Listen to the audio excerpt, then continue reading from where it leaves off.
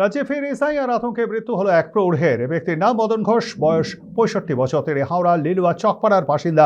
শুক্রবার তাকে বালি জগাছা বিডি অফিসে শুনানির উদ্দেশ্যে ডাকা হয়েছিল। সেখানে লাইনে দীর্ঘক্ষণ দাঁড়ানোর পর ঘটনাস্থলেই মাথা ঘুরে পড়ে যান। তড়িঘড়ি তাকে হাসপাতালে নিয়ে যাওয়া হলে চিকিৎসকরা মৃত বলে ঘোষণা করেন। মৃতের পরিবারের দাবি, দীর্ঘদিন ধরে এসআইআর আতঙ্কে ভুগছিলেন তিনি। মৃতের বাড়িতে দেখা করতে আসেন ডোমজুরের বিধায়ক কল্যাণ ঘোষ সহ ডোমজুর কেন্দ্রের তৃণমূলের সভাপতি ও জেলা পরিষদের কর্মাধ্যক্ষ তাপস মাইতে। নির্বাচন কমিশন এবং কেন্দ্রীয় সরকারের বিরুদ্ধে ক্ষোভ উগরে দেন তারা। গোটা ঘটনাটি তদন্ত করে নির্বাচন কমিশনের বিরুদ্ধে অভিযোগ জানানো হবে বলে তাদের তরফ থেকে জানানো হয়েছে। পাশাপাশি ওই পরিবারের পাশে থাকার আশ্বাসও দিয়েছেন তিনি। ঘটনায় শোকে ছায়া মৃতের পরিবারে।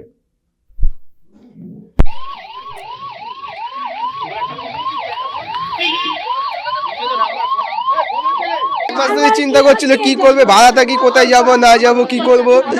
এক মাস থেকে কাগজপত্র সব রেডি করছে।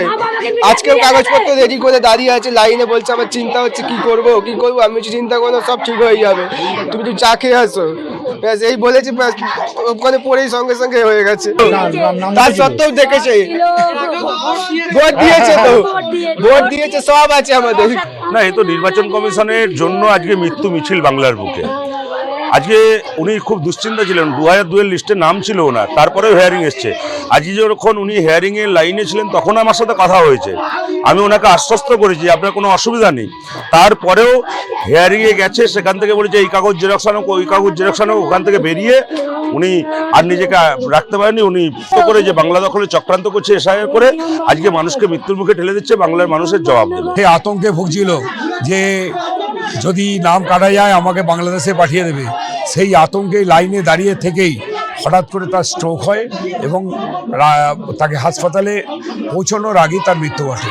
নামে বাংলায় মৃত্যুর মিছিলের দিকে ঠেলে দিচ্ছে, একদিকে মানুষকে আতঙ্কিত করে তুলেছে। যন্ত্রণায় তারা যেভাবে মানুষকে প্রতিদিন হয়রানি করছে, তার সাথে সাথে ইডি সিবিআইকে দিয়ে যেভাবে হেনস্থা করে তৃণমূল কংগ্রেসকে দুর্বল করতে যাইছে, মানুষ সব দেখছে। মানুষের এই যন্ত্রণা 26 সালের ভোটে সবটাই উগড়ে দেবে। এবং তৃণমূল কংগ্রেস কর্মীরা সকলেই তাদের পরিবারের সঙ্গে আছে, ওতপ্রোতভাবে আমরা থাকবো।